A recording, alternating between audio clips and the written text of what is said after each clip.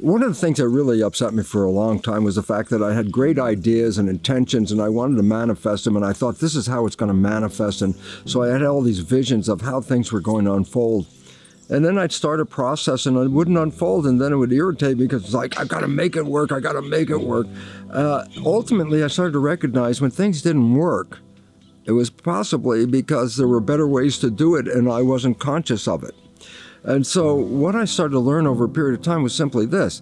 There's an old saying, there's a means to an end. And the idea, well, the end is your destination. And of course, the means are how you're going to get to that destination. Well, of course, all of us sit down and say, yeah, this is what I want. And then we start to figure out, well, this is what I'll do to get to those ends. I'll get to this and I'll get to this to get to the end. What I started to realize at some point was, maybe my awareness of how to get to the end wasn't exactly accurate. And it turns out many of the times when things didn't work, and I was like so upset it didn't work, but it turned out, oh, there was a better way to get there and I didn't even know it. So the universe was really facilitating me and I wasn't paying attention. I was getting angry at the universe because like it's not working the way I want it to work. And then I started to realize at some point was, my God, maybe the universe has a better solution than the one I was even thinking of myself. So I really learned over a period of time, it's very critical insight to help me get to where I am, is to focus on the end. What is it I really want? Put that focus together, and it's very critical. It's very interesting because a lot of people have, well, I would like this, and it's a broad general category, and then at some point it's like, well, it's not specific enough. You have to actually say what it is you want. I'll always remember I was looking for a special shirt to go to a Pink Floyd concert. And I just all of a sudden visualized, oh, it'd be neat to have a Russian shirt, you know, with a collar that goes across here and a couple of buttons down. And I thought, oh yeah, that would be really great. That would be a cool shirt. And then I stopped and I was thinking, where the heck do you get a shirt like that? I have no idea in the world. But I thought that would be pretty good.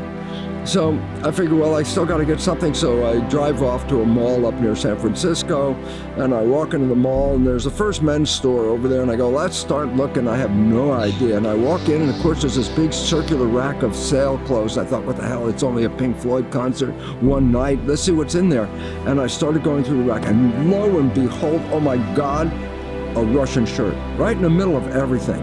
And it was like the shock of, oh my God, there's a Russian shirt right here. The unfortunate part of it was I had the picture of a Russian shirt. I said, cool. I never said what the color was or anything else. I just said Russian shirt. And there was a Russian shirt. Color, gray. No color at all. Why?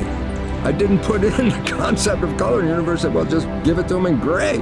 And it was one of those things like, oh, be conscious of what you're asking for, because the more detail you put in, the more the universe can manifest a resolution. If you leave a lot of blanks in what you want, then all of a sudden it's like, well, it's random, whatever fills in the blank, because you never said what you wanted. You can have an idea of what you want, and that's important. But the most important part of that, just having an idea, is not just have a broad idea. I want X, and I go, no, what exactly do you want? Why? Go back to the principles of science, and the principles of science reveal something very important. That principle of science is this: consciousness is creating our life experiences. I go, well, that sounds new agey. I go, no, this is not new agey. This is the primary principle of quantum physics. We are creators. This is a fact. In fact, quantum physics says that, but now let me add one other fact. Epigenetics says the same thing, because epigenetics says your consciousness is controlling your behavior and your genes. And so it's time to stop for a second and recognize, where is your consciousness? What are you thinking about? And the idea is, start thinking all those very positive thoughts, but don't try and tell the universe how it's going to manifest, okay? You think of the picture, let the universe get you there. And that's the most important lesson I've learned. I'm not telling the universe how I'm going to get there. I'm just saying, universe, this is where I want to go. And then the universe will take care of it. It's so powerful. It is so wonderful. And I never believed in it for the first 40, 50 years of my life, but I can tell you now, the life that I'm manifesting today is a consequence of just what I said. Focus on the end. Don't tell the universe the means to get there.